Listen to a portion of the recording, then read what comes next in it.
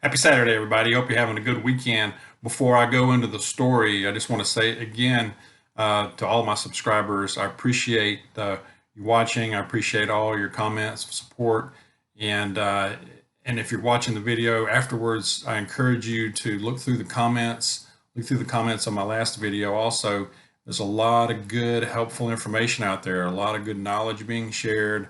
A lot of helping each other out. That's what community is about, and it's just really good to see. I really appreciate it. Please keep it up. This is great to see. So, didn't plan on doing a video today, but I just saw this story come out a little while ago, and this apparently happened overnight or early this morning.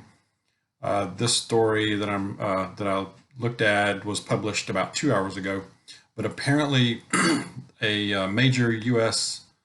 pipeline was hit with a cyber attack. So a cyber attack has shut down a U.S. pipeline, fuel pipeline, for now. The story that I have here is from the Associated Press, the AP, and it said that a cyber attack has forced a temporary halt of all operations on a major pipeline that delivers roughly 45% of all fuel consumed on the East Coast.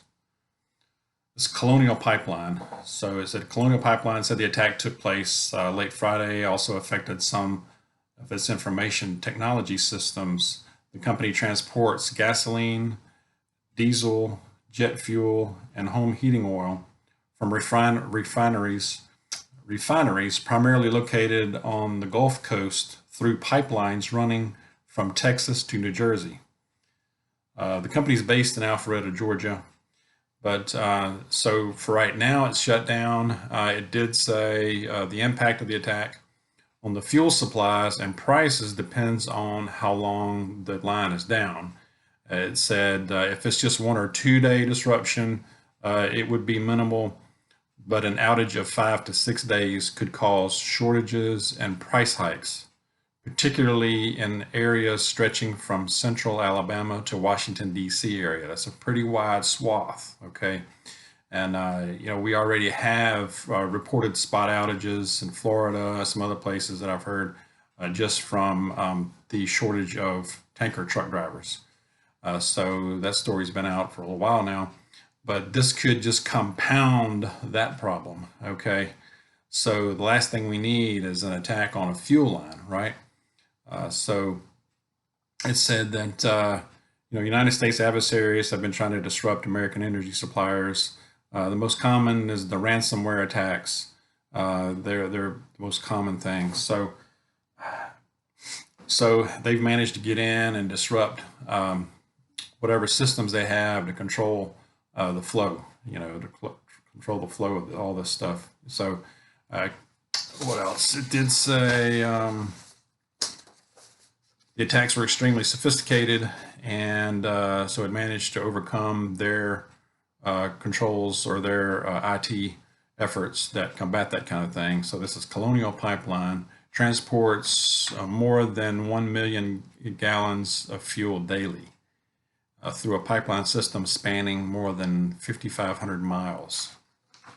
So I guess a lot of this depends on how long it's down. Even a temporary, even a short-term disruption could cause the price to go up. It doesn't take much to them to give them an excuse to raise prices on gas, right?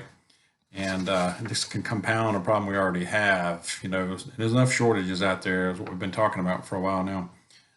So, we keep an eye on this. This is something we should watch.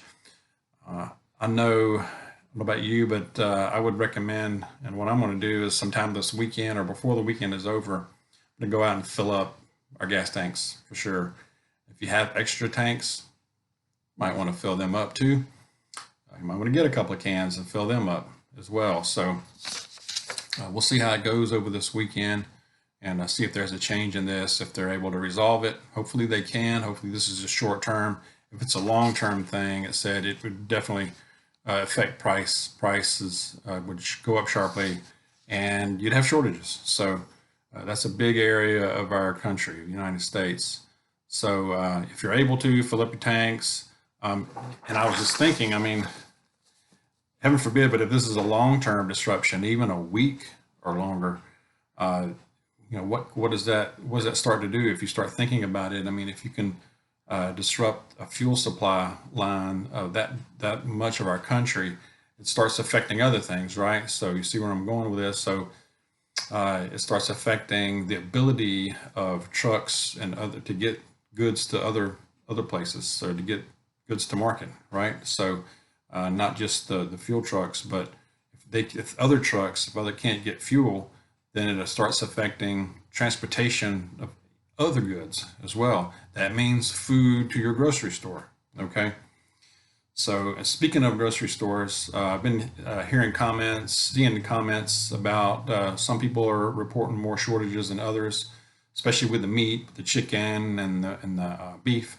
I know this morning I went out in my area and just scoped it out. In my area, I have Kroger and Aldi. I don't have a Walmart right close to me here, but I looked at both of Aldi and Kroger this morning. They were stocked okay on most things. I did look at the meat closely. In both places, the chicken looked pretty slim. There was some chicken in there, not much of a choice. The beef looked a little better, but they're not nearly the selection, not nearly the quantity that you normally see on the meat counter. That was in both stores, and they're usually pretty well stocked. So, and that was just today. So that's a little update on that part.